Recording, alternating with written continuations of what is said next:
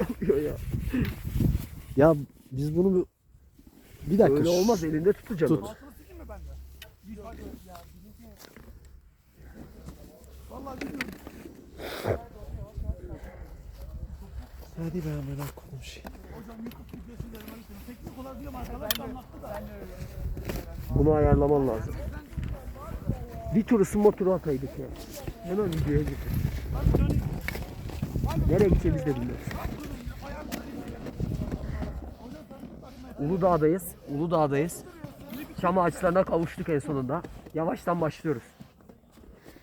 3 2 1 Kayıt. Motor. Daha başlarken düşeceğiz ama.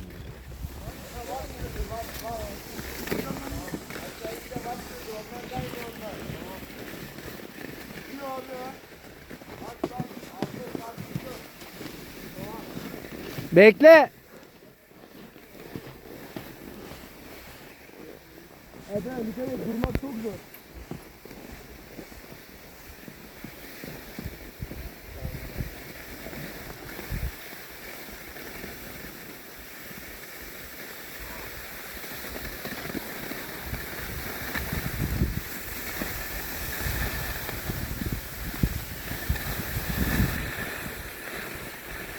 Bana bırak. Bende.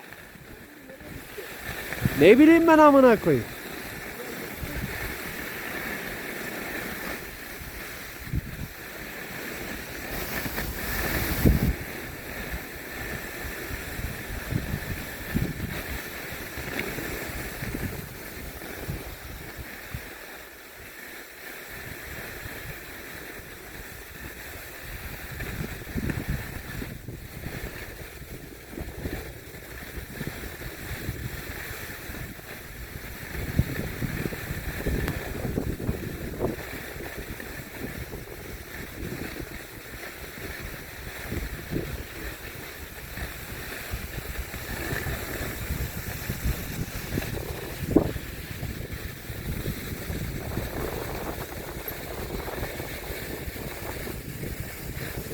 Özgürlük.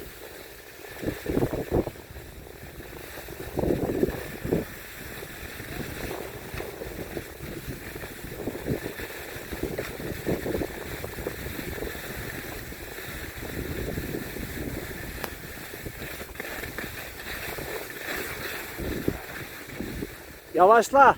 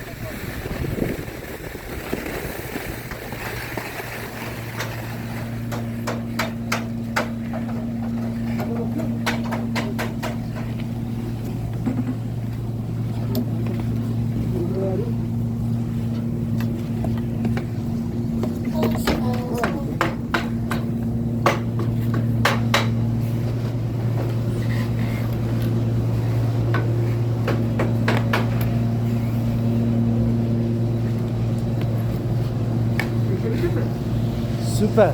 Tamam aynısını sana. Durdur şunu. Elim var ya dondu. Al. Niye?